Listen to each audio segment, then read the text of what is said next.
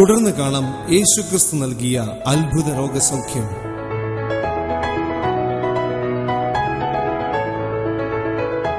മോനെ ഇവിടെ കൊണ്ടുവന്നിട്ടുണ്ട്.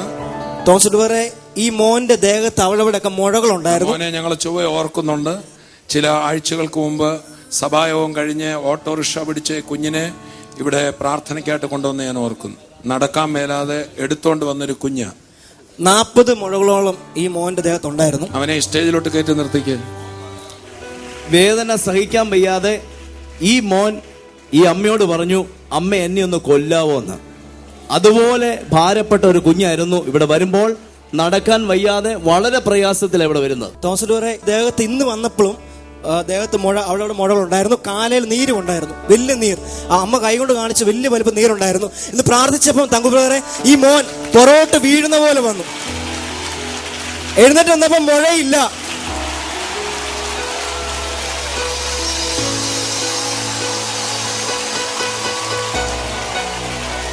അവന് ജനിച്ചിട്ട് 13 വയസ്സായിപ്പോ 13 വയസ്സ് 3 മാസമായപ്പോ തൊട്ട് ഇങ്ങനെ ദേഹത്ത് മുഴകളൊക്കെ മാറി മാറി വരും. ഈ പ്രാവശ്യം സ്കൂളിലെ അവസാന പരീക്ഷയ്ക്ക് ഞങ്ങൾ എടുത്തോണ്ടാണ് പോകുന്നത്. അപ്പൊ അത് വന്നു കഴിഞ്ഞപ്പോ അവന്റെ കാല് നിറയെ മുഴകൾ വന്ന് പൊട്ടി ഓരോന്നോരോന്ന്. ഡോക്ടറെ ഇരിക്കാൻ ഞാൻ കൊണ്ടുവന്നപ്പം പറഞ്ഞു, ഇവൻ ഇനി മരുന്നൊന്നും കൊടുക്കാനില്ലെന്ന് എന്നോട് പറഞ്ഞു. ഓരോ മരുന്ന് മാറി മാറിയാ കൊടുക്കുന്നത്, ഇനി ഇവന് മരുന്നൊന്നും കൊടുക്കാനില്ല എന്ന് പറഞ്ഞു. അപ്പോൾ ഞാൻ ഡോക്ടറോട് ചോദിച്ചു, ഞാൻ എന്ത് ചെയ്യണമെന്ന് ചോദിച്ചു. എന്നോട് പറഞ്ഞു പ്രാർത്ഥിക്കുമെന്ന് പറഞ്ഞു. ഈ മുഴകളെല്ലാം പൊട്ടിയിട്ട് എന്നെ കുളിപ്പിക്കുമ്പോൾ 6-7 പാത്രത്തിൽ വെള്ളം തിളപ്പിച്ച് വെച്ചിട്ടാണ് ഞാൻ കുളിപ്പിക്കാൻ ഇരുത്തുന്നത്. 4-5 മണിക്കൂർ എടുക്കും ഞങ്ങൾ കുളിക്കുമ്പോൾ ഇവൻ കരയുന്ന കേട്ട് ഞങ്ങളുടെ പ്രദേശത്തുള്ളവരെല്ലാം ഓടി വരും. അതുപോലെ വേദനയാവും. ഇവൻ പൊളിക്കും, ഞാൻ വെള്ളം കോരി ഒഴിച്ചൊഴിച്ച് കൊടുക്കും. അത് കഴിഞ്ഞ് അന്ന് വൈകിട്ടാണ് ഞങ്ങൾ ഇവനെ എടുത്തോണ്ട് ഇവിടെ വന്ന്. അന്ന് ആ കാല് നിവരത്തില്ലായിരുന്നു. എടുത്തോണ്ട് വൈകുന്നേരം ഇവിടെ വരുമ്പം കാല് നിവരുവേലായിരുന്നു. ബ്രദർമാർ 2 പേരും പ്രാർത്ഥിച്ചു കഴിഞ്ഞപ്പോൾ അവൻ കാല് നിവർത്ത് നടന്നു. പിന്നെ അത് കഴിഞ്ഞ് പിറ്റേ ദിവസം ആ മുറിവ് രാവിലെ അഴിച്ചപ്പോൾ എന്നോട് പറഞ്ഞു, വെളുപ്പിനെ എഴുന്നേറ്റപ്പം പറഞ്ഞു, അമ്മച്ചി എൻ്റെ മുറിവേന്നൊക്കെ പഞ്ഞി വിട്ടുപോകുന്നു എന്ന് പറഞ്ഞു. ഞാൻ അഴിച്ചപ്പോൾ മുറിവെല്ലാം കരിഞ്ഞു.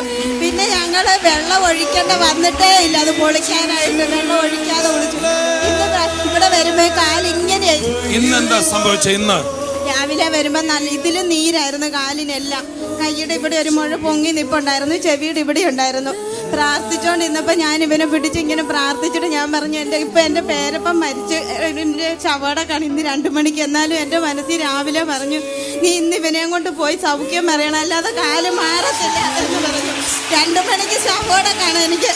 ഞാനപ്പോ കൊച്ചിനെ കൊണ്ട് ഇവിടെ വന്ന് പ്രാർത്ഥിച്ച് ഇരുന്നപ്പോ ഇവൻ ഇങ്ങനെ മറിഞ്ഞിങ്ങനെ വന്നപ്പോ ഞാൻ പിടിച്ചേച്ച് ഞാൻ നോക്കുമ്പോ കയ്യിലെ നീരൊക്കെ ചൊങ്ങി, മുഴ കാലയിലെ കുറവുണ്ട്. കാല ഇത്രയോ ഉണ്ടായിരുന്നു രാവിലെ വരുമ്പോ.